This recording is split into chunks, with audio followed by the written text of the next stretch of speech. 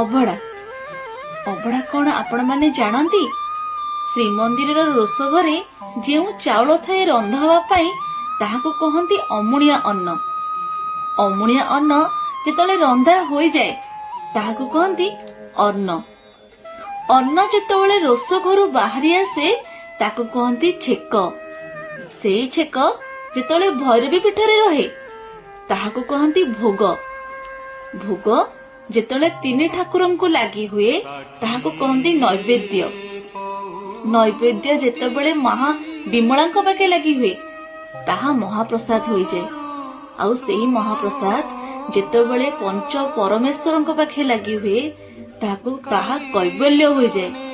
ଆଉ କୈବଲ୍ୟକୁ ଯେତେବେଳେ ଭକ୍ତମାନେ ଗ୍ରହଣ କରନ୍ତି ଖାଦ୍ୟ ରୂପରେ ଖାଇଥାନ୍ତି ତାହା ଅଭଡ଼ା ହୋଇଯାଇଥାଏ।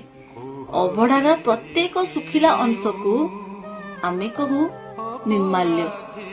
ଏହା ହିଁ ହେଉଛି ଆମ ଜଗନ୍ନାଥ ସଂସ୍କୃତିର ବିଚିତ୍ରତା। ଆପଣମାନେ ଅଭଡ଼ା କଣ ଜାଣିଥିବେ ବୋଲି ମୋର ଆଶା। ଯଦି ବି କିଏ ଏହାକୁ ଜାଣିନାହାନ୍ତି ତାଙ୍କୁ ଏହି ଭିଡିଓଟି ସେୟାର କରିବେ ଆଉ ଆମ ଜଗନ୍ନାଥ ସଂସ୍କୃତିର ପ୍ରଚାର ପ୍ରସାର କରିବାକୁ ଭୁଲିବେ ନାହିଁ। ଜୟ ଜଗନ୍ନାଥ।